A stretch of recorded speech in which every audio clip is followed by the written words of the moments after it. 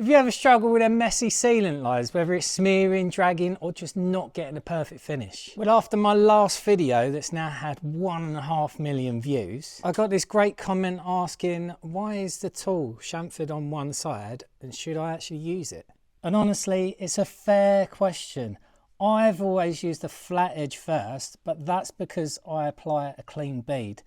But the chamfer is actually there for a reason. And today I'm actually going to show you when and why to use it. And trust me, once you get this right, your silicone work will look even better. So in my last video, I demonstrated how you can smooth silicone without using any spray solutions. I applied a nice controlled bead and then I used the flat edge of the tool to smooth it in just one pass. The result, almost perfect. Now that was just a demonstration video to show you that you can do it without using washing up liquid. I mean, normally I would do 2 passes. So I was showing you what not to do rather than what to do. But then I got this comment from James who asked, do you use the chamfered edge to scrape? It didn't look like it, so why is the tool chamfered on one side? And here's the thing, I don't normally need to use it because I've applied just the right amount of silicone.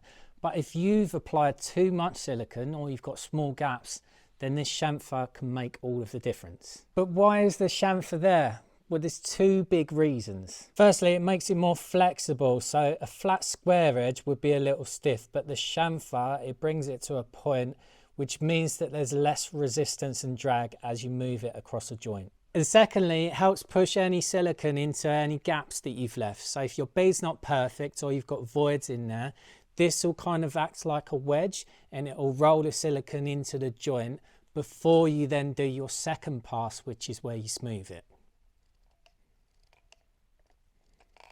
Right, I've applied too much silicone. I've also left a gap. I'm going to show you how to use this properly if I can, whilst it is bloody difficult to do. I understand that. You need to find the balance between removing the excess as well as getting the silicone into any gaps, basically. That's why you've got the chamfer.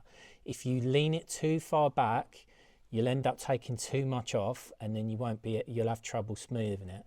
So the way that you do it is we're going to go square in, okay? You need to lean it back slightly, ever so slightly, okay?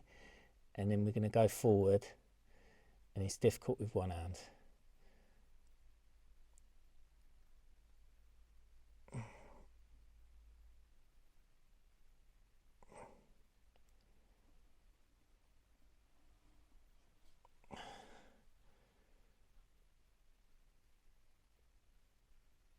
Jesus.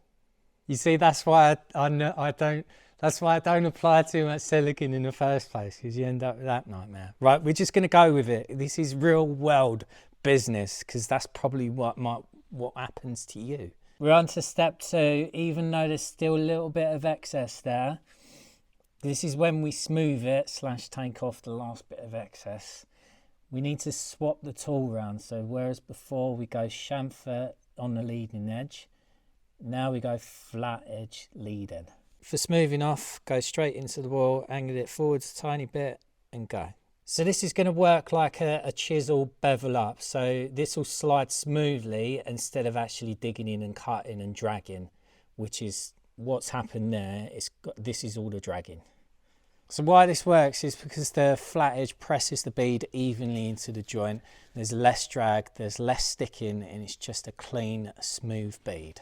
Okay, so I'm doing a quick voiceover. This was me actually trying to sort out that mess. It was quite a struggle. I had to do more than my normal 2 passes. You see it's all smearing up the wall as well.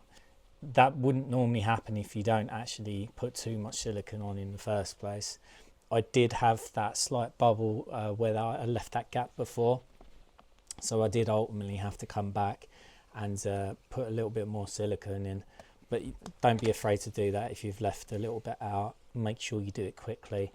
And yeah, the bead is quite big, but that's so everyone can see it. And here's a little close up.